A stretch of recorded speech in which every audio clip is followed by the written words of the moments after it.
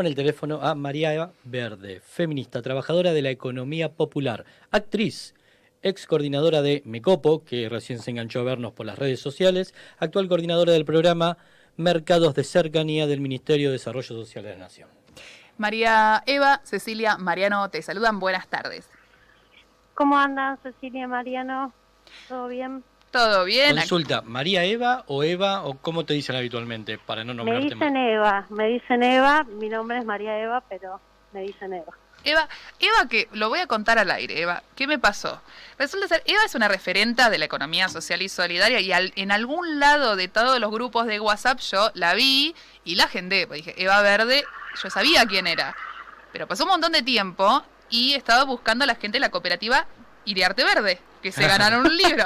Entonces yo busco y cuando vi Verde dije, debe ser de la cooperativa Iriarte Verde. Entonces le digo, ¿se ganaron un libro? ¿Vos sos de cooperativa Iriarte Verde? Y me dice, no, yo soy Eva Verde. Dice, yo soy una vergüenza. Y te pasé el teléfono igual. Sí. Entonces le digo, uy, perdóname, te tenía agenda como Verde. Y me pasó el teléfono de la cooperativa Iriarte Verde. Encima.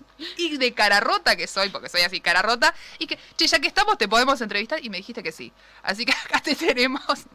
Mil perdones Así y es. muchas gracias. Muchísimas gracias por atendernos y por habernos pasado el contacto de la cooperativa Iriarte Verde también. Tal cual. Muchas gracias. No, por favor. Bueno, vos sos referenta de los mercados populares y solidarios. Nosotros acá en Copar la Radio tenemos muchas cooperativas y actores de la economía social que nos escuchan, pero también nos escucha gente que es la primera vez que se acerca a la economía social y solidaria, por lo cual, contanos, ¿no? En tu experiencia, ¿cuáles son las ventajas de consumir, ¿no? Para el consumidor en un mercado popular, en un mercado solidario, ¿qué tiene de diferente? Lo primero que yo creo que los consumidores y consumidoras se acercan a este tipo de experiencias muchas veces es por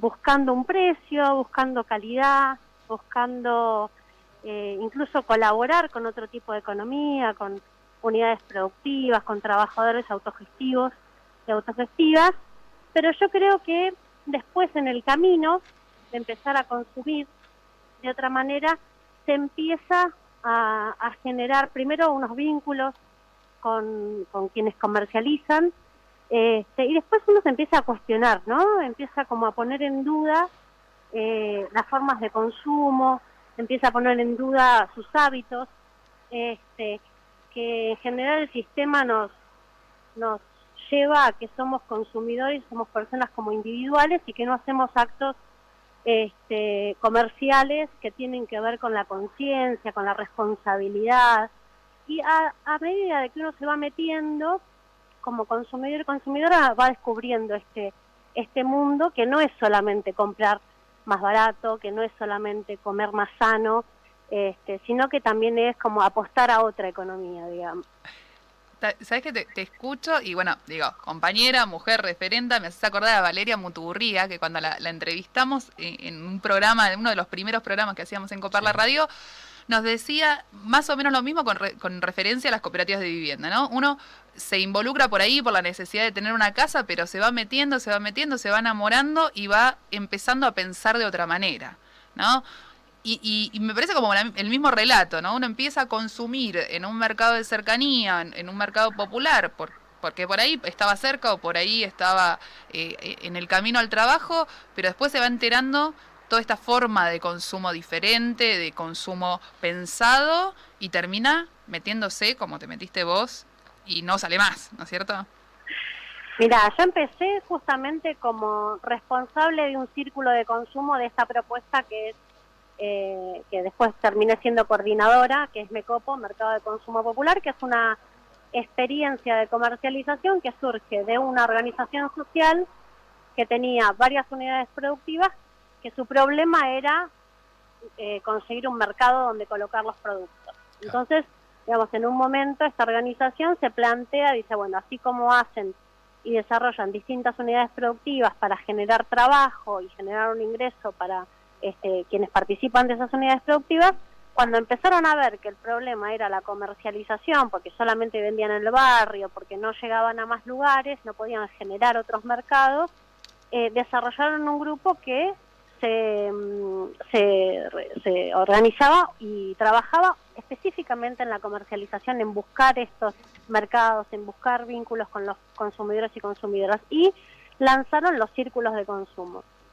Yo fui coordinadora de un círculo de consumo, después me metí como coordinadora, fui coordinadora por 5 o 6 años de esta experiencia, y el año pasado, en el 2019 cuando cambia el gobierno y los movimientos sociales tienen la posibilidad de entrar a la gestión del Estado, nosotras hacemos referencia a que nos gustaría poder plantear políticas públicas para el sector, teniendo la experiencia de haber desarrollado una comercializadora que no solamente desarrolló los círculos de consumo como estrategia de venta, sino que desarrolló ferias, almacenes populares en barrios populares, como se metió en la problemática y se puso en contacto con otras comercializadoras, se están haciendo federaciones de comercializadoras. Hay un gran camino en estos pocos últimos años, digamos, que se ha hecho con este sector. Y yo creo que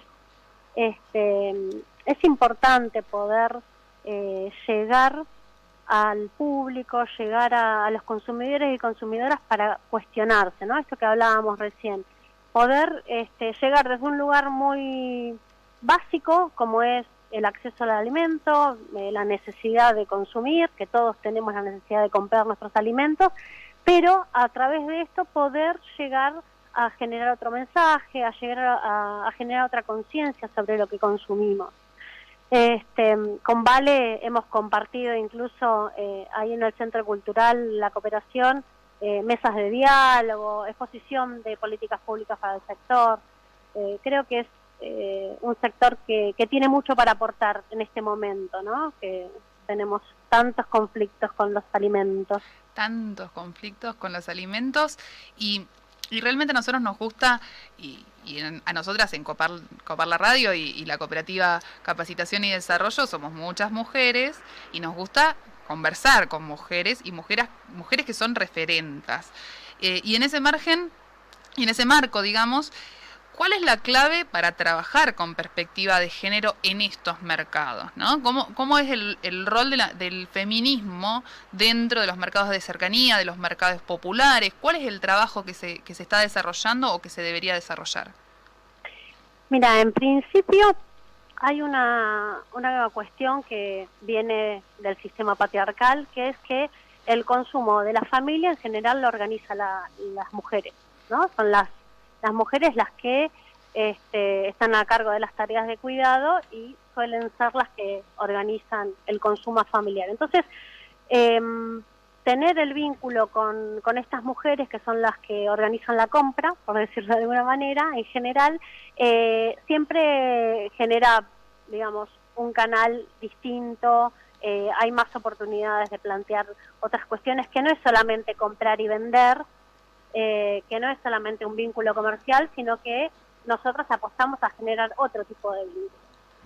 Y eso en cuanto a las consumidoras. Y después, en cuanto al sector de la comercialización, nosotros entendemos que, por la experiencia, de que es un sector que genera puestos de trabajo. Y en ese sentido, desde la experiencia, por ejemplo, de Mecopo, nosotras cuando lanzamos los almacenes populares, que fueron 10 almacenes populares que lanzamos en 2017 o 2018, los almacenes eran atendidos por mujeres, por compañeras que estaban en los barrios populares, y les generábamos una posibilidad de un ingreso extra para su economía, digamos. Entonces, desde ese lado, digamos, 2 puntos para empezar, desde el consumo y desde la generación de trabajo. Después hay un montón de desafíos con la perspectiva de género que tienen que ver con por ejemplo, los lugares y los roles que ocupan las mujeres y que ocupamos las mujeres dentro de las comercializadoras, como roles de toma de decisiones, ¿no? Que no solamente sean roles ocupados por varones, que en general suele ser una tendencia, pero por suerte hay varias compañeras participando en roles importantes en las comercializadoras, porque nuevamente nosotras tenemos otra forma de relacionarnos y entendemos las relaciones de otra manera, Entonces ese es un gran aporte que podemos hacer en este sector. Y contanos un poco desde el Ministerio, el programa de mercados de cercanía, de qué trata, cómo va y qué vínculo tiene o qué impacto tiene sobre la economía social. El programa es un programa que lanzamos el año pasado en medio de la pandemia. Es un programa de fortalecimiento a las experiencias de comercialización. Tiene dos líneas. Una línea es un registro de los mercados, o sea, todas las experiencias que hacen comercialización, sean ferias, sean nodos, sean círculos de consumo, almacenes, mercados, pedidos a domicilios, cualquier experiencia que hace comercialización de productos de la economía popular, social y solidaria, puede registrarse, y en este registro, digamos, lo que se hace es primero hacer difusión, hacer encuentros, hacer formación, etcétera. Claro. Después tenemos otra línea que es la de poder acceder a subsidios no reembolsables para fortalecer el equipamiento, para fortalecer la logística, para mejorar el espacio de comercialización, etcétera. Para esto sí se necesita una herramienta legal, que no todas las experiencias están constituidas legalmente, entonces para esto sí es un requerimiento que tiene el Ministerio. Hay que tener una cooperativa, una asociación civil, una federación, alguna herramienta legal que permita poder acceder al programa. Y en el programa lo que hacemos es hay como un trabajo en conjunto donde se hace un diagnóstico de la situación de esa comercializadora y cuál sería el fortalecimiento que se necesita. Se hace en conjunto con el equipo de la coordinación. ¿Sabes qué? Escuchándote me acuerdo que nosotros estamos acompañando a una comercializadora, un nodo de distribución de productos de la economía social y solidaria que tardamos más o menos como 9 meses en convencer de que busquen un formato legal por esta razón, ¿no? Ellos en la pandemia tenían graves problemas de logística, entonces decía, bueno, el Estado nos tiene que acompañar, pero no tenían ninguna figura jurídica. Entonces, muchas charlas hablando de, bueno, a ver, está bien que les guste estar desestructurados, que les sirve a ustedes lo que están haciendo en este momento, pero el Estado no puede ayudarlos si no tienen un registro de, bueno, de quiénes son, cuánta gente hay. Bueno, ahora estamos acompañándolos en su proceso de cooperativa, así que próximamente se los vamos a mandar para que esta comercializadora de Zona Este también les mangue una ayuda con respecto a cómo mejorar su calidad de laburo, porque en realidad, digo, los nodos son trabajadores y trabajadoras que acercan productos de la economía social y solidaria a los barrios y se necesita mucho, y más en este contexto, ¿no? Estamos, no sé si es un tema que se puede hablar cortito, ¿no? El precio de los alimentos. ¿Qué nos pasó o qué nos pasa como sociedad que el precio se nos ha disparado para todos lados? ¿Y cómo desde los mercados populares se está trabajando el tema de los precios, ¿no? ¿A qué hago referencia? Me acordaba mientras pensaba, este nodo nos planteaba el tema de que no pueden competir, que llega un punto en donde el precio va subiendo, que cada asamblea tienen que ir subiendo los precios porque si no, no se puede, y no pueden contener esos aumentos, y eso significa que la gente consume menos. ¿Cómo se puede trabajar? ¿Cuáles son las estrategias que se piensan? Primero, en principio, para retomar lo de las herramientas legales, yo creo que es un gran déficit que tenemos. Tenemos una sociedad donde más del 40-50% de la población no está trabajando bajo relación de dependencia, privada o estatal, y la autogestión tiene mucha informalidad, pero también las herramientas legales que están a disposición, que hoy existen, digamos, tampoco creo que reflejen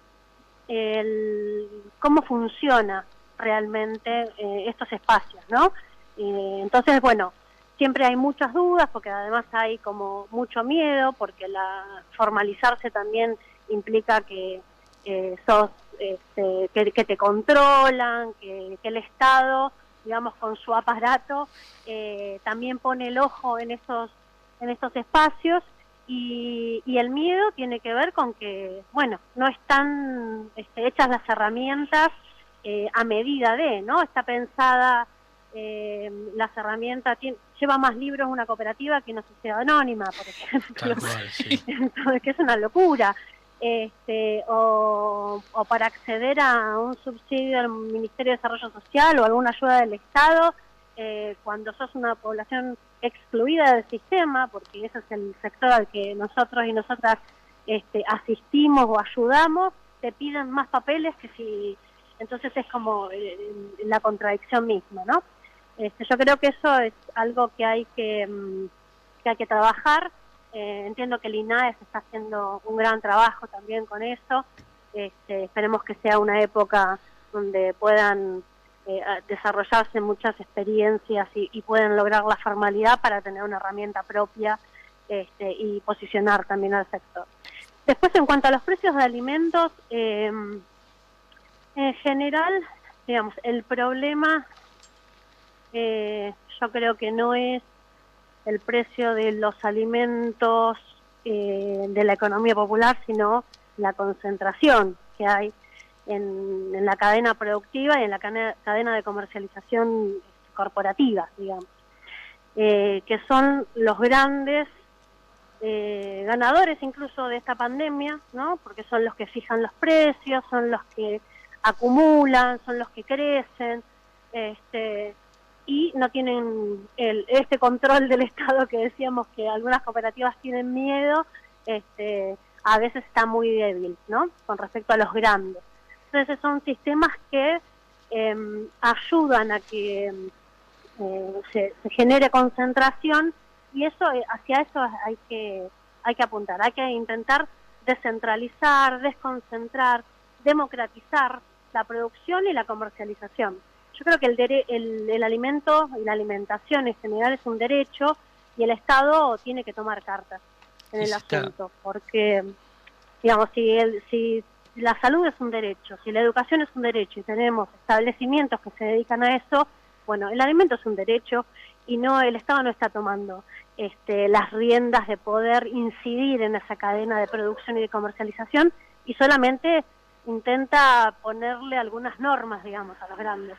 Que vuelva a la Junta Nacional de Granos, ese es el titular. Eva Verde. Se está visibilizando ya hace un tiempo, al menos en redes sociales, el tema de la soberanía alimentaria. Esto de producir con productores locales, de acercar al público ya directamente del productor al consumidor. Hay nodos de consumo orgánico, la universidad, la UNCI, la Universidad de Quilmes está laburando fuertemente, apuntalando a productores locales, y creo que busca un poco esto, ¿no? Llegar a que no tengamos que caer siempre en una corporación donde hablábamos con Cecilia, porque ella tiene su propia huerta en la casa, que comíamos un tomate y wow, esto tiene sabor, y no lo que a veces conseguís en un supermercado. Como bien decís vos, esto que tiene que ser un derecho, lo de la soberanía alimentaria me parece que tendría que estar puesto en la agenda política de hoy.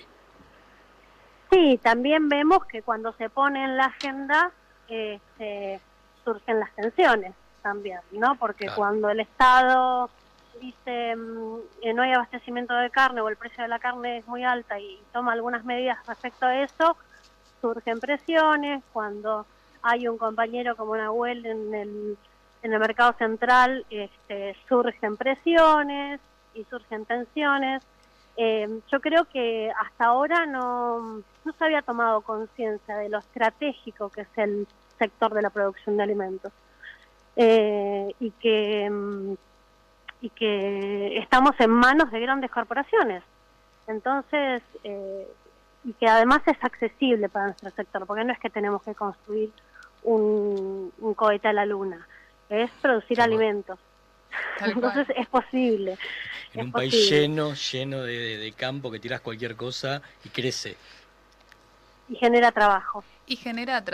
Sabes que en esta pandemia nosotros tratamos de ponerle optimismo a la tragedia de la pandemia. No sé cómo, pero lo logramos. Si vos nos escuchás, Eva, vas a ver que siempre terminás con una sonrisa en el medio de la pandemia.